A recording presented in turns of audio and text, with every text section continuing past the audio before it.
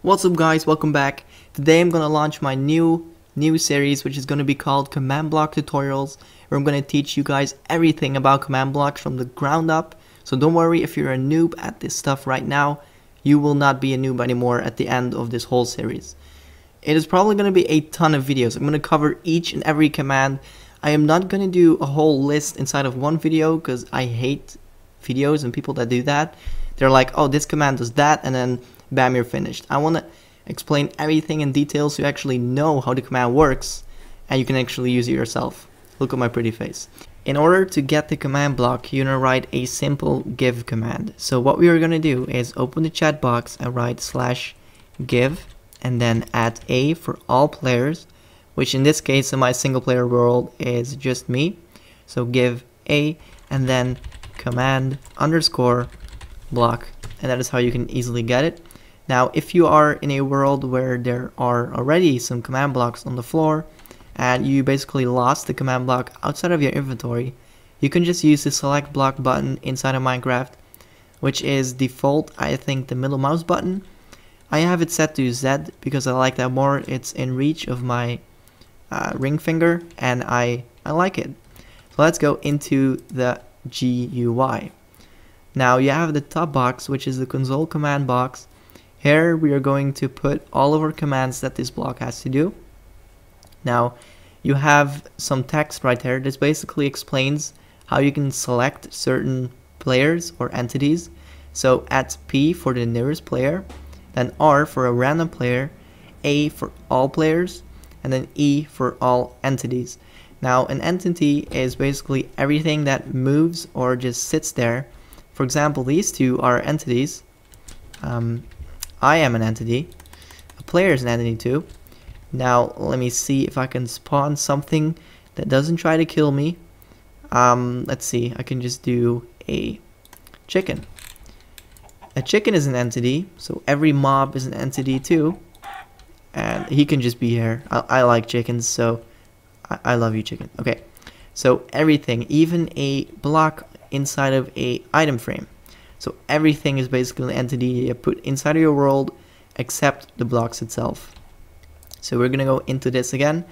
Now this box, the previous output box, is a special box that actually not a lot of people know what it does. This one displays your previous output that the block gave you. So for example, I'm going to show you soon inside of this block on the left. This has a set block command. I'm going to just go into it right now. So this one has a command inside of it, set block ~1 stone. Now the tilde means it's going to put the block relatively to the command block. So 0 blocks on the x-axis. If you put nothing, it's 0. 1 block up in the y, and then z 0 again. So this is basically going to put a block right here. Now if I enable this, so I'm going to pick some redstone, and bam, it's going to put the block right there. And then you see that it does not display anything right here because I have the X selected. By default, this is set to O or 0. I don't know what it is. And if you do this and then do that, like that, display it, this will put a text of the previous output that just happened. So it just shows you what the block did. Now, if you want to disable that, and you're probably asking, why would you want to disable this? Well, if you have a ton of command blocks, like your whole world is made out of command blocks, a big adventure map, it can get pretty laggy if you do a lot of stuff. In case that happens, you want to disable this. So you want to press X and done. And that's how you do that.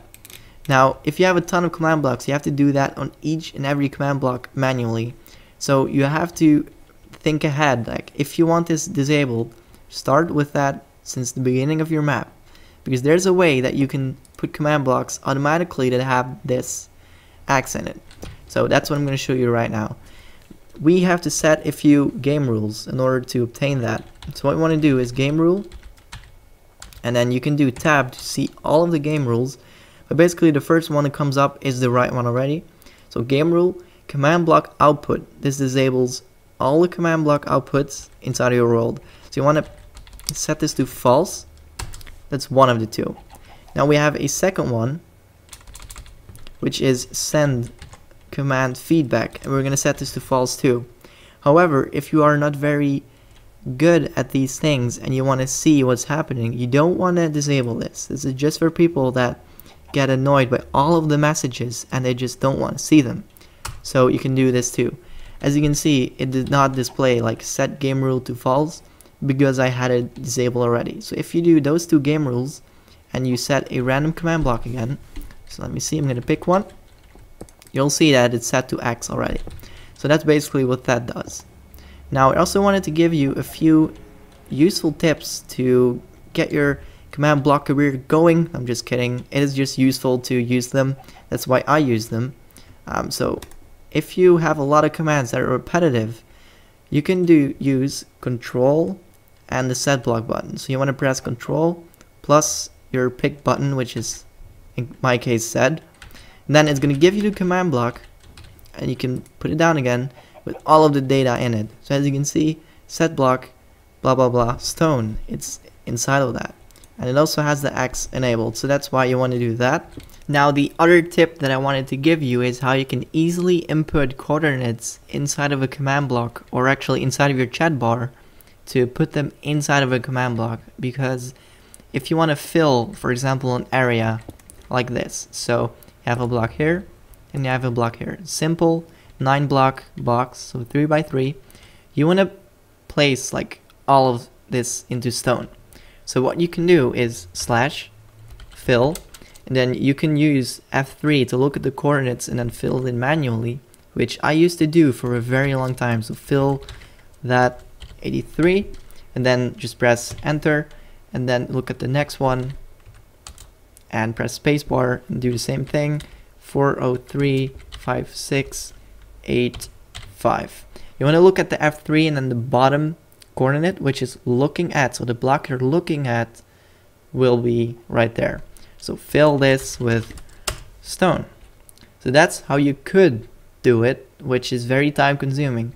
Now I want to do the same thing right here but quicker. So now you want to look at the block, right, slash fill, spacebar tab, spacebar tab, spacebar tab. I've already explained this in an earlier video of mine, so a lot of you people probably will know this tip already, but I just wanted to give it again because this is inside of the series. So now you can do enter, look at the next block, do T, up arrow, spacebar, and then tab, spacebar, tab, spacebar, tab. So this puts in the whole coordinates that you just had to type all automatically, and you can do stone. So this is very quick. I'm going to show you. You can just do this, fill, enter, up, fill, stone. That's how quick you can do this. So it is really quick. Now I wanted to keep it to this for today. If you have any questions about this stuff I just told you, please ask them in the comments. I will answer any comment, any question, I will answer and read them. I hope you guys enjoyed this episode and the start to this new series, and there's going to be a ton more.